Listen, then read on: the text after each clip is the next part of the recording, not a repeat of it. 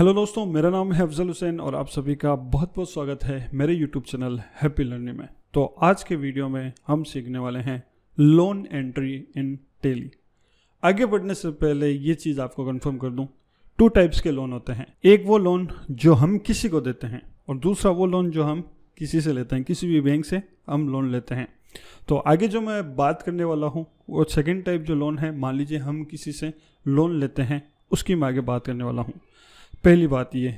दूसरी बात, देखिए लोन कई टाइप के होते हैं। For example personal loan, business loan, bike loan, car loan, home loan, education loan, इसी तरह और भी दूसरे टाइप के लोन होते हैं। अब मान लीजिए आप किसी भी फर्म में या किसी भी कंपनी में काम कर रहे हैं और आपके प्रोप्राइटर ने इनमें से कोई सा भी एक लोन ले लिया, तो आपको उसकी एंट्री टेली में कैसे करनी है ये आपको आगे वीडियो में समझ में आने वाला है। तो डिटेल में बात करेंगे। सबसे पहले हम थ्योरी समझेंगे। उससे पहले अगर आपने मेरा चैनल अभी तक सब्सक्राइब नहीं किया है तो सबसे पहले सब्सक्राइब करें और साथ में बेल आइकन को भी जरूर टर्न ऑन करें, ताकि जब भी मैं लेटेस्ट वीडियो अपलोड करूँ आपको उसका नोटिफिकेशन तुरंत मिल जाए। और साथ ही साथ आप चाहें तो मुझे इंस्टाग्राम पर भी फॉलो कर सकते हैं। मेरी इंस्टाग्राम ID है afzal.2524। तो बिना टाइम वेस्ट किए शुरू करते हैं।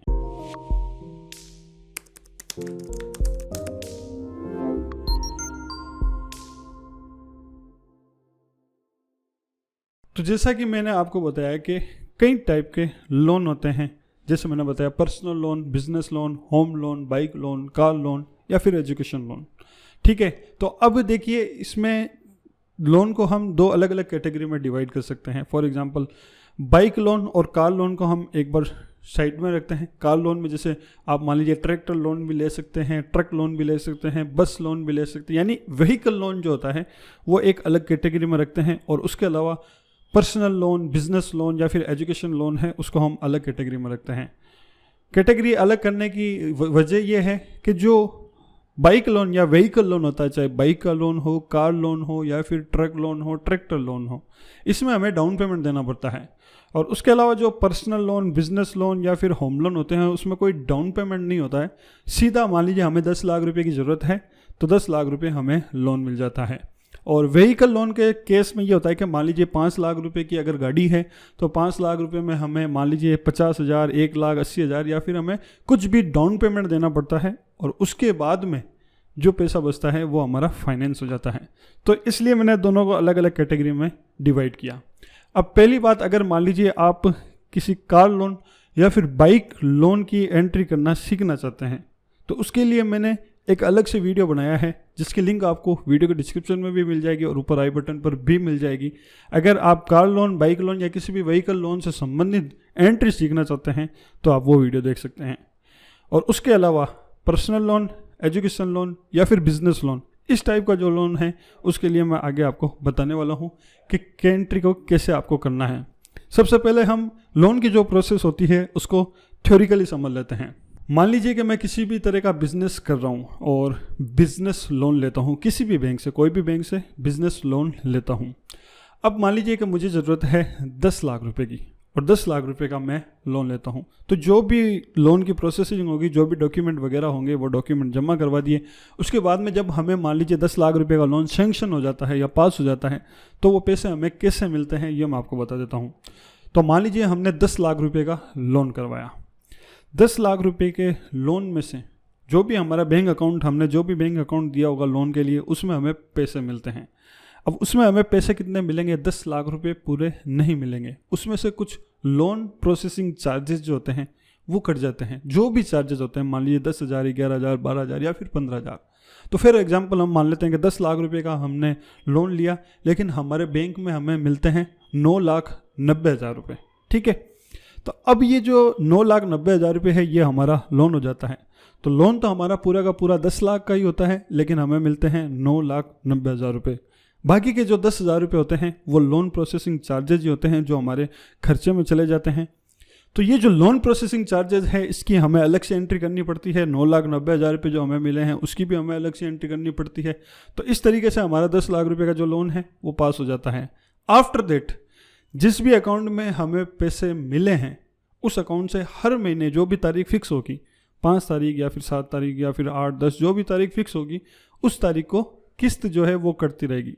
अब वो किस्त चाहे 24,000 की है, 25,000 की, कोई भी किस्त है, वो किस्त जो है ऑटोमेटिकली हमारे सेविंग अकाउंट से या जो भी हमारे अकाउंट में पैसा आया था उस अकाउंट से वो किस्त जो है वो कटती रहेगी। और जो किस्त कटती है उसमें मूल भी शामिल होता है और ब्याज भी शामिल होता है। तो इसमें भी हमें क्या करना पड़ता है, मूल को अलग करना पड़ता है और फिर ब्याज को अलग करना पड़ता है। तो जो मंथली ईएमआई जो कटती है उसमें हमें ये चीज़ करनी पड़ती है। और फिर end of the financial year, जब फाइनेंशियल ईयर क्लोज होता है, जो हमारा लोन का मूल बाकी है वो हमें मैच करना पड़ता है। तो ये पूरी प्रोसेसिंग होती है। एक लोन की एंट्री अगर आपको टैली ERP9 में करनी है एकदम एक्यूरेट, जिसमें कोई भी गलती नहीं हो, तो सारी प्रोसेस ये होती है जो मैंने आपको बता दी। और आगे चल करके आपको मैं प्रैक्टिकली बताने वाला हूँ कि किस तरह आपको हर एक एंट्री को करना है। तो ये थी दूसरी बात। तीसरी बात और एक मैं आपको बता देता हूँ कि मान लीजिए आपने बिजनेस लोन लिया और अपनी फर्म के नाम से लोन लिया, तो जो चार्जेस होते हैं, जो भी बैंक प्रोसेसिंग चार्जेस होते हैं, उसमें GST लगी हुई होती है। आप चाहें तो GST की इनपुट भी ले सकते हैं और वो GST इनपुट आपको कैसे लेनी है वो भी मैं आगे आपको बता दूंगा। तो दोस्तों ये थी एक लोन की पूरी थ्योरी जो मैंने आपको बता दी। अब चलेंगे हम टैली में और देखेंगे कि किस तरीके से आपको शुरू से लेकर के एंड तक जो लोन लेते हैं उसकी एंट्री आपको करनी है। तो चलिए चलते हैं कंप्यूटर स्क्रीन पर। ऑलराइट, तो अब शुरू करते हैं। सबसे पहले आप देख सकते हैं आपके सामने जो लोन हम लेते हैं उसका पूरा डेमो डेटा मैंने तैयार किया है, जो मैं आपको एक बार एक्सप्लेन कर दूंगा। यहाँ पर मैंने केवल प्रैक्टिस के लिए डेमो डेटा तैयार किया है, लेकिन जो तरीका रहेगा वो एकदम यही रहेगा जो मैं बताने वाला हूँ। लेकिन किसी में जो फॉर्मेट है या जो एक्चुअल जो बिल है वो अलग तरह का होगा, एक्चुअल स्टेटमेंट जो है वो अलग तरह का होगा। तो यहाँ पर आप देख सकते हैं लिखा हुआ loan taken from HDFC bank limited. ठीक है, लोन अमाउंट है 10 लाख रुपये और हमारे पास में आए 9,90,000 रुपये। जो भी चार्जेस हैं वो कटते हैं और जैसे यहाँ पर आप देख सकते हैं लोन प्रोसेसिंग चार्जेस जो हैं वो हैं 10,000 रुपये। ऑब्वियसली 10 लाख का लोन लिया और अकाउंट में 9,90,000 आए हैं, तो बाकी जो बचता है वो हमारा लोन चार्जेस होंगे। ठीक है, after that amount credited to, अच्छा ये जो हमने लोन लिया है उसका पैसा हमारे HDFC बैंक के करंट अकाउंट में आया है। ठीक है ना, और जो लोन सैंक्शन डेट हुआ है वो हुआ है 2 जून 2021 को, यानी 2 जून 2021 को ये लोन हमारा पास हो गया था। उसके बाद में आफ्टर दैट यहाँ पर आप देख सकते हैं ये EMI शेड्यूल है। अब ये EMI शेड्यूल क्या होता है इसको मैं आपको समझा देता हूँ। फॉर एग्जाम्पल इन फ्यूचर जब भी हमारी जो भी किस्त आनी है वो यहाँ पर आप देख सकते हैं टोटल EMI नंबर लिखा हुआ है, जैसे 24 यानी टोटल 24 EMI है। किस डेट को EMI लगेगी वो डेट यहाँ पर लिखी हुई है, जैसे 5 जुलाई, 5 अगस्त, सितंबर, और EMI अमाउंट होगा 48,487। अच्छा, अब जो पहली किस्त है उसमें प्रिंसिपल अमाउंट यानी जो मूल है वो है 35,987 और इसमें जो इंटरेस्ट है वो है 12,500। तो इस तरीके से करके ये जो अमाउंट है टोटल वो 48,487 रुपये हो जाता है। उसके बाद में पहली किस्त जमा करवाने के बाद में हमारा बैलेंस बचेगा 9,64,013। इसी तरह दूसरी किस्त है, दूसरी किस्त में प्रिंसिपल जो है वो थोड़ा सा बढ़ गया है और ब्याज जो है वो आप देख सकते हैं यहाँ पर थोड़ा सा घट गया है। इसी तरह दूसरी किस्त के बाद में जो बैलेंस बचेगा वो भी यहाँ पर लिखा हुआ है। तो ये होता है EMI शेड्यूल, जिसमें कौन सी EMI आपकी किस डेट को लगने वाली है, EMI अमाउंट क्या होगा और उस अमाउंट में प्रिंसिपल कितना होगा और इंटरेस्ट कितना होगा और वो EMI पे करने के बाद में आप पर लोन कितना बाकी रहेगा वो बैलेंस यहाँ पर होता है। तो ये होता है EMI शेड्यूल। तो अब हम चलेंगे टैली में और देखेंगे कि किस तरीके से आपको शुरू से लेकर के एंड तक ये एंट्री करनी है। तो मैं आ गया हूँ टैली में। सबसे पहले हम अकाउंटिंग वाउचर को ओपन करेंगे और ये जो एंट्री होगी वो जनरल वाउचर में होगी। जो लोन हमारा पास हुआ है उसकी एंट्री जनरल वाउचर में होगी और जनरल वाउचर में कैसे होगी वो मैं बता देता हूँ। सबसे पहले डेट लगा देते हैं जिस डेट को हमारा लोन पास हुआ है या बैंक अकाउंट में आया है। तो F2 2 जून 2021 एंड एंटर। सबसे पहले हमें डेबिट करना है और डेबिट हम किसको करेंगे ये मैं आपको बता देता हूँ। डेबिट हम यहाँ पर करेंगे सबसे पहले HDFC बैंक करंट अकाउंट को। क्यों करेंगे, देखिए 10 लाख रुपए का लोन है जो हमारे पास हुआ है और हमारे बैंक अकाउंट में 9,90,000 रुपये आए हैं, यानी हमारे बैंक अकाउंट की जो संपत्ति है वो बढ़ रही है। और डेबिट एंड क्रेडिट का नियम ये कहता है कि जब संपत्ति बढ़ती है तो डेबिट करो और घटती है तो क्रेडिट करो। तो हमारी संपत्ति बढ़ रही है HDFC बैंक करंट अकाउंट की, उसमें पैसा बढ़ रहा है, तो हम यहाँ पर लेजर बनाएंगे ALT-C HDFC bank current account. तो ये हो गया लेजर का नाम और ये ग्रुप हमारा आ जाएगा बैंक अकाउंट। ये हमारा बैंक अकाउंट है, इसमें जो भी हमारे पैसे हैं वो हमारे हैं, ये हमारी संपत्ति है। तो इसको हम कर देंगे यहीं पर सेव, Ctrl+A। और बैंक अकाउंट में कितने रुपए आए हैं वो रुपये आपको यहाँ पर लिखना है। तो बैंक अकाउंट में हमारे रुपये आए हैं 9,90,000। ठीक है, तो ये तो हो गया बैंक अकाउंट डेबिट, यानी 9,90,000 रुपये हमारे अकाउंट में आ गए। फिर से हम अब करेंगे डेबिट। ठीक है। अब की बार डेबिट हम किसको करेंगे, हम करेंगे लोन प्रोसेसिंग चार्जेस को डेबिट, जो कि 10,000 रुपये। उसको हम डेबिट क्यों कर रहे हैं कि देखिए जो हमारा लोन प्रोसेसिंग चार्जेस है वो कंपनी का खर्चा है, और नियम ये कहता है कि कंपनी के जब खर्चे बढ़ते हैं तो डेबिट करो। तो ये हमारा 10,000 रुपये का खर्चा बढ़ रहा है, इसको इसलिए हम लोन प्रोसेसिंग चार्जेस को डेबिट कर देंगे। तो ऑल्ट-सी लेज़र बनाएंगे लोन प्रोसेसिंग चार्जेस, ठीक है। ये हमारा लेज़र का नाम हो जाएगा और ये है हमारा खर्चा, इसको हम डाल देंगे इनडायरेक्ट एक्सपेंसेस में। एंटर करेंगे, इसको नो ही रखेंगे, एंटर करेंगे एंड एंटर। अब आती है बात जीएसटी की, इज जीएसटी एप्लीकेबल। देखिए जो लोन प्रोसेसिंग चार्जेस में जो खर्चे लगते हैं, यानी जो 10,000 रुपये मान लीजिए जो हमारा लोन प्रोसेसिंग चार्जेस कटा है, वो लोन अगर हमने अपने बिज़नेस के नाम से करवाया है जिसमें अपन ने अपने जीएसटी नंबर दिए हैं और बिज़नेस के नाम से एक लोन प्रोसेसिंग चार्जेस का बिल इशू हुआ है, तो उस केस में हमें जीएसटी को एप्लीकेबल रखना पड़ेगा, क्योंकि जो चार्जेस की जो जीएसटी है वो हम क्लेम कर सकते हैं। अदरवाइज़ मान लीजिए कि आपने पर्सनल लोन लिया है या कोई दूसरा लोन लिया है जो बिज़नेस के नाम से नहीं है, आपने इंडिविजुअल अपने नाम से लिया है, तो वहाँ पर हमें जीएसटी मिलती नहीं है, इसलिए हम उसको यहाँ पर नॉट एप्लीकेबल करेंगे। तो पहले मैं आपको बता देता हूँ कि अगर मान लीजिए आपको इनपुट नहीं लेनी है तो उसकी एंट्री कैसे करेंगे, और उसके बाद में मैं बताऊँगा कि अगर आपको इनपुट लेनी है तो उसकी एंट्री कैसे करेंगे। तो फिलहाल मैं इसको नॉट एप्लीकेबल करूँगा, क्योंकि मान लीजिए हम ये मान के चलते हैं कि हमें जो चार्जेस है उसकी इनपुट नहीं मिलने वाली है, तो इसको मैं एंटर कर दूँगा और लोन प्रोसेसिंग चार्जेस हो जाएंगे हमारे 10,000 रुपये एंड एंटर। तो यहाँ पर देखिए आप 9,90,000 तो हो गया टोटल जो अमाउंट हमारे बैंक में आया है, और 10,000 रुपये चार्ज टोटल हो गए 10 लाख रुपये। अब हम करेंगे क्रेडिट 10 लाख रुपये। तो ये 10 लाख रुपये हमारे कहाँ से आए हैं, ये 10 लाख रुपये आए हैं हमारे HDFC बैंक लोन से। तो लेज़र बनाएंगे ऑल्ट-सी HDFC बैंक लोन अकाउंट, ठीक है। इसने हमें 10 लाख रुपये दिए हैं, इसको हम क्रेडिट कर रहे हैं। उसका वजह ये है कि ये 10 लाख रुपये जो है ये हमारी लायबिलिटी है जिसको हमें पे करना है, ठीक है। और नियम ये कहता है कि कंपनी की लायबिलिटी जब बढ़ती है तो क्रेडिट करो। तो एंटर करेंगे एंड एंटर। अब इसको हमें डालना है ग्रुप में। ग्रुप आएगा इसका सिक्योर्ड लोन, अगर हमने सिक्योरिटी दी है, और कोई सिक्योरिटी नहीं दी है तो इसको हमें डालना है अनसिक्योर्ड लोन में। तो यहाँ पर सिक्योर्ड लोन डाल देता हूँ। मान लीजिए कि हमने इसको कोई सिक्योरिटी दी है तो सिक्योर्ड लोन हम डाल देंगे और इसको हम यहीं पे कर देंगे सेव। तो ये एक सिंपल सी एंट्री है, इस तरीके से आपको ये एंट्री कर देनी है। इन केस ये मैंने बताया तब होगी अगर जो लोन प्रोसेसिंग चार्जेस हैं उस पर आपको जीएसटी नहीं मिल रही है, तो इस तरीके से लोन की एंट्री हो जाएगी और इस तरीके से आप वो लोन जो है अपने अकाउंट्स में चढ़ा सकते हो। तो इस एंट्री को आप यहीं पे कर देंगे सेव। तो ये हमारे लोन की जो एंट्री है वो यहीं पर हो जाएगी। अब मैं आपको बताऊंगा दूसरी एंट्री की, अगर मान लीजिए आपको जीएसटी क्लेम करनी है, जो लोन प्रोसेसिंग चार्जेस पर जीएसटी लगी है वो अगर आपको क्लेम करनी है तो वो एंट्री आप कैसे करोगे।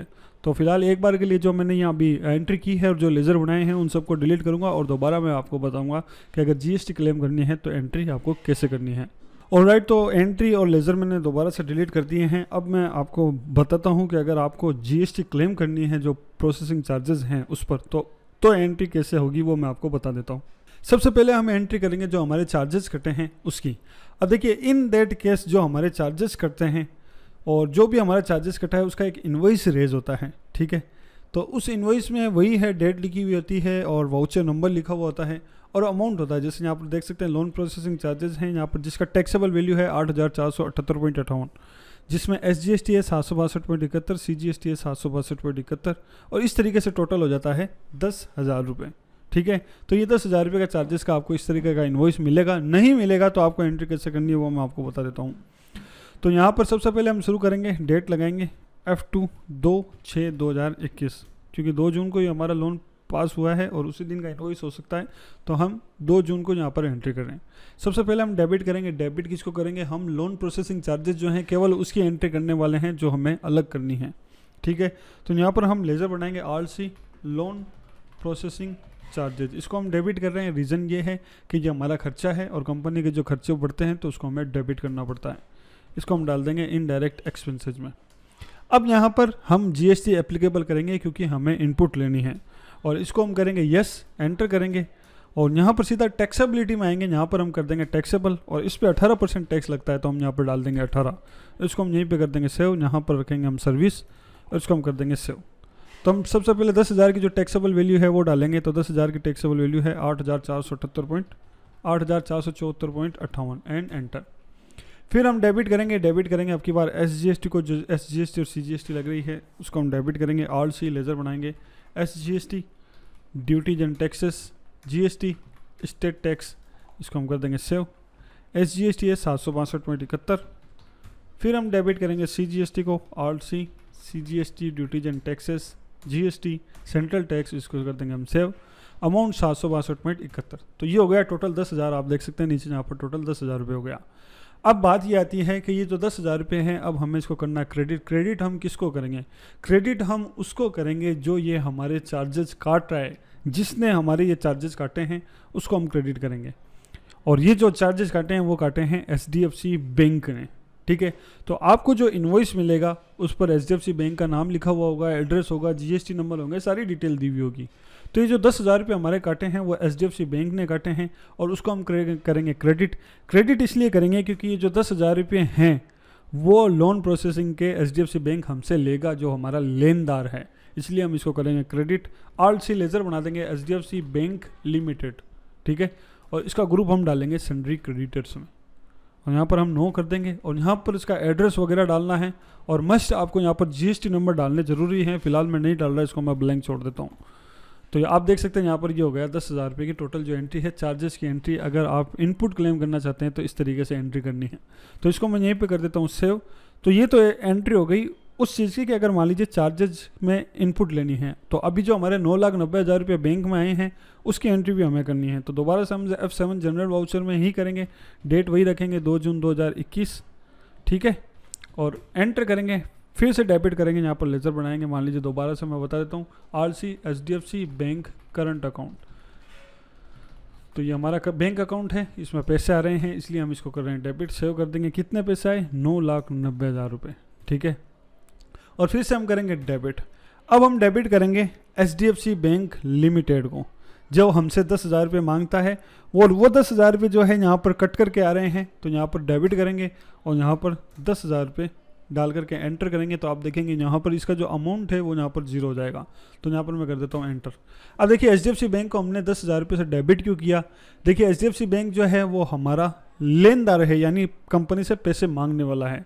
और क्यों मांगेगा? क्योंकि हमने इससे 10 लाख का लोन करवाया है, जिसमें 10,000 रुपये इसके चार्जेस के हैं, वो ये मांगता है। तो एचडीएफसी बैंक हमारा लेनदार है, और नियम ये कहता है कि कंपनी के जब लेनदार यानी मांगने वाले बढ़ते हैं तो क्रेडिट करो, और घटते हैं तो डेबिट करो। तो यहाँ पर ये घट रहा है इसलिए इसको हमने कर दिया डेबिट, एंड एंटर करेंगे। अब हमें करना है क्रेडिट।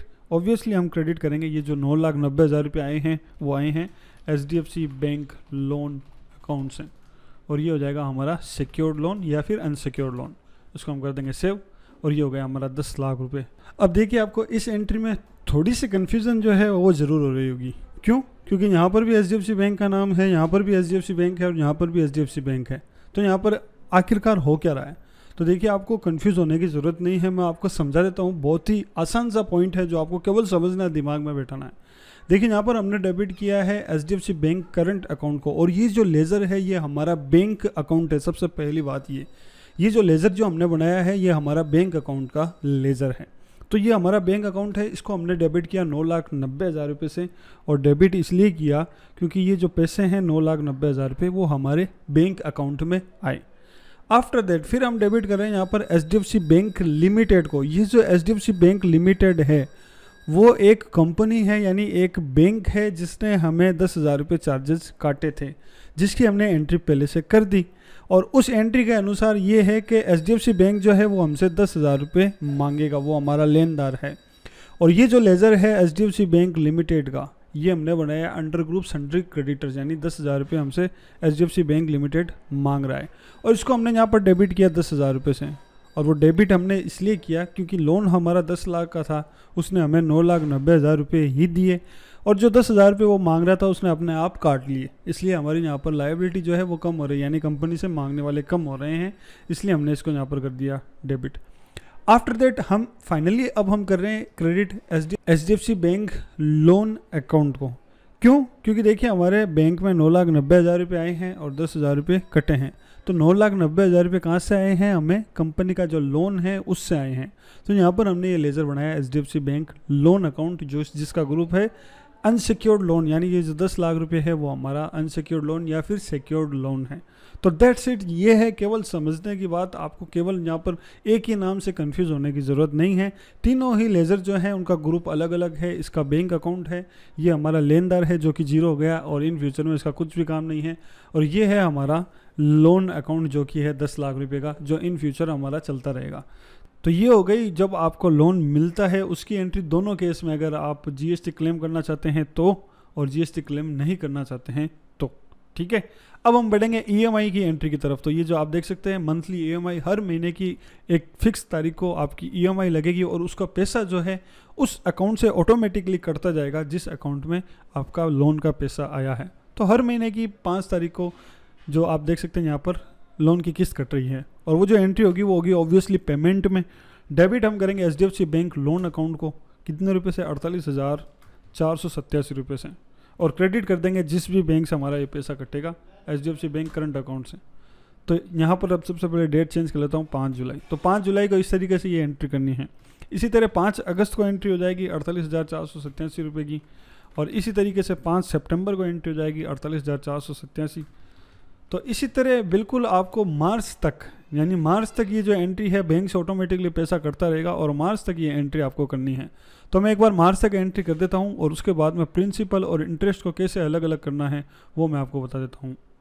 तो मार्च तक जो भी किस्त कटनी है मंथली हर महीने की 5 तारीख को, वो मैंने एंट्री कर दी है। तो अब आगे क्या करना है आपको वो मैं बता देता हूँ। अब हर एंट्री में आपको क्या करना है, जो आपने 48,487 रुपये की जो किस्त है हर महीने की, उसमें प्रिंसिपल को अलग करना है और इंटरेस्ट को, यानी जो ब्याज उसमें लगा था उसको अलग करना है। और वो कैसे करना है मैं आपको बता देता हूँ, बहुत ही ज़्यादा इजी है। तो आपको टेली में आना है और सबसे पहले हम आएंगे गेटवे ऑफ टेली में। मान लीजिए कि हम जो है अब फाइनेंशियल ईयर कंप्लीट हो चुका है और इसको हम फाइनल कर रहे हैं। तो फाइनल कर रहे हैं तो हम क्या करेंगे, सबसे पहले एचडीएफसी बैंक का जो लोन अकाउंट है उसका लेज़र ओपन करेंगे, जिसके लिए हम जाएंगे डिस्प्ले में, अकाउंट्स बुक में, लेज़र में, और यहाँ पर हम ओपन करेंगे एचडीएफसी बैंक लोन अकाउंट इसको, ठीक है। तो लोन अकाउंट जो है वो हमारा कुछ इस तरीके से आप देख सकते हैं। 2 जून 2021 को 10 लाख रुपए का लोन पास हुआ और हर महीने की 5 तारीख को यहाँ पर 48,487 रुपये की जो किस्त है वो कट रही है। तो यहाँ पर लास्ट जो एंट्री है वो है 5 मार्च 2022 की। और नीचे अगर स्टेटमेंट हम देखेंगे तो यहाँ पर देखने से ये पता चल रहा है कि 10 लाख रुपये का लोन लिया और 4,36,000 रुपये हमने वापस चुका दिए और बैलेंस बच रहा है 5,63,617 मार्च की ईएमआई पे करने के बाद। और अगर आप ईएमआई शेड्यूल में आएंगे तो यहाँ पर आप देखेंगे कि 5 मार्च को जब ईएमआई पे करते हैं उसके बाद में हमारा बैलेंस बचेगा 6,59,444 और टेली में है 5,63,617, जो कि गलत है। वो गलत इसलिए है क्योंकि ये जो 48,487 है इसमें ब्याज भी शामिल है जिसको हमें अलग करना पड़ेगा, और जो मूल है उसको अलग करना पड़ेगा। उसके बाद में यहाँ पर बैलेंस जो है वो हमारा मैच होगा। और उसको आपको कैसे करना है मैं आपको एक एंट्री बता देता हूँ, बहुत ही ज़्यादा सिंपल है। इस एंट्री को हम ओपन करेंगे 5 जुलाई को और इस एंट्री को हम करेंगे एडिट, यानी वापस से हम इस एंट्री को करेक्ट करेंगे। और उसमें हम करेक्ट क्या करने वाले हैं, इसमें जो 48,487 रुपये हैं इससे मूल को अलग करने वाले हैं और इंटरेस्ट को अलग करने वाले हैं। और वो कैसे करेंगे मैं आपको बता देता हूँ। तो एचडीएफसी बैंक लोन अकाउंट पर ही हम एंटर करेंगे और इस अमाउंट का जो है मूल अमाउंट जो है वो हम यहाँ पर लेंगे। तो पहली किस्त में जो प्रिंसिपल अमाउंट है वो है 35,987। तो यहाँ पर हम डाल देंगे 35,987 एंड एंटर। फिर से हम डेबिट करेंगे एंड एंटर, और डेबिट हम करेंगे, देखिए जो हमारी टोटल ईएमआई है 48,487, उसमें ब्याज भी शामिल है और ब्याज जो है वो कंपनी का खर्चा है, इसलिए हम इंटरेस्ट को डेबिट करेंगे। तो लेज़र बनाएंगे RC interest paid on loan account, ये हमारा लेज़र का नाम हो जाएगा। इसका ग्रुप आएगा इनडायरेक्ट एक्सपेंसेस, क्योंकि ये हमारा खर्चा है। और जीएसटी को हम नॉट एप्लीकेबल करेंगे, यहाँ पर जीएसटी का कुछ लेना देना नहीं है। और जो हमारा ब्याज है पहली किस्त में वो है 12,500, तो यहाँ पर हम डाल देंगे 12,500 एंड एंटर। फिर वही क्रेडिट करना है, क्रेडिट ऑटोमेटिकली यहाँ पर एचडीएफसी बैंक करंट अकाउंट आ जाएगा और वही अमाउंट आ जाएगा 48,487। इससे क्या होगा कि हमारा जो बैंक अकाउंट है वो मिसमैच नहीं होगा। तो यहाँ पर आपको एग्जैक्ट ये ध्यान रखना है कि बैंक अकाउंट क्रेडिट होना चाहिए उतने ही रुपए से जितने रुपए की किस्त है, वरना बैंक का जो बैलेंस है वो मिसमैच हो जाएगा। इसको हम यहीं पे कर देंगे सेव। जैसे ही सेव करूँगा तो आप देख सकते हैं पहली एंट्री जो है वो 35,987 में कन्वर्ट हो गई। इसी तरह दूसरी एंट्री करनी है, एक और एंट्री बता देता हूँ। डेबिट करूँगा मैं एचडीएफसी बैंक को और दूसरी किस्त में जो मूल है वो है 36,437, तो यहाँ पर मैं डाल दूंगा 36,437। फिर डेबिट करूँगा और आपकी बार डेबिट में करूँगा interest paid on loan account और यहाँ पर आपकी बात जो इंटरेस्ट है वो है 12,050, तो यहाँ पर मैं डाल दूंगा 12,050 और फिर से वही क्रेडिट हो जाएगा हमारा HDFC बैंक करंट अकाउंट। इसको मैं कर दूंगा सेव। बिल्कुल एग्जैक्ट इसी तरीके से आपको मार्च तक सारी एंट्रियों का करेक्शन करना है। तो मैं एक बार करेक्शन कर देता हूं और फिर मैं आपसे दोबारा मिलता हूं। ओके, तो आप देख सकते हैं यहाँ पर मैंने सारी एंट्री जो है वो एकदम सही कर दी है। सब में जो प्रिंसिपल अलग था वो अलग कर दिया और इंटरेस्ट को अलग कर दिया। अब अगर आप देखेंगे तो हमारा स्टेटमेंट कुछ इस तरीके से हो जाएगा कि 10 लाख रुपए का हमने लोन लिया और 5 जुलाई को जो हमारा मूल जमा हुआ वो 35,987 और फिर 5 अगस्त को 36,437। और इसी एंट्री को ओपन करेंगे तो इंटरेस्ट जो है वो इसमें अलग चला जाएगा, जो ब्याज है, जो हमारा खर्चा है। और अब अगर आप देखेंगे कि 10 लाख रुपए का हमने लोन लिया है, नीचे आप देख सकते हैं, जिसमें से जो मूल के हमने हैं 3,40,556 रुपये जमा करवा दिए। और फिर मार्च के बाद में हमारा बैलेंस बचता है 6,59,444 का। और आप अगर यहाँ पर देखेंगे तो यहाँ पर भी आप देखेंगे 5 मार्च 22 की जो 48,487 की किस्त है वो जमा करवाने के बाद में हमारा मूल बचेगा 6,59,444, जो कि एकदम सही है। तो इसी तरह आप ये जो बैलेंस है वो नेक्स्ट फाइनेंशियल ईयर में कैरिड फॉरवर्ड हो जाएगा। और फिर जो मंथली EMI कटेगी वो मंथली EMI आपको डालनी है। फिर at the financial year and होता है, जब क्लोज होता है, आपको उसमें से प्रिंसिपल को अलग कर देना है और इंटरेस्ट को अलग कर देना है। तो इस तरीके से आपका जो EMI जो लोन है एंड में जाते जाते जो लास्ट जो किस्त आएगी 5 जून 23 की, उस किस्त में जब आप 48,487 में प्रिंसिपल को अलग करोगे और इंटरेस्ट को अलग करोगे तो फाइनली हमारा जो बैलेंस है वो 0 हो जाएगा। तो इस तरीके से जो लोन हम लेते हैं उसकी एंट्री शुरू से लेकर के एंड तक इस तरीके से की जाती है। उम्मीद करता हूँ कि जो कुछ भी आपको बताया गया है ऑब्वियसली आपको समझ में आया है। वीडियो अगर आपको पसंद आए तो लाइक करें, कमेंट करें, शेयर करें और सब्सक्राइब करना बिल्कुल भी ना भूलें। तो जल्दी मिलेंगे नए वीडियो के साथ, तब तक के लिए take care and happy learning.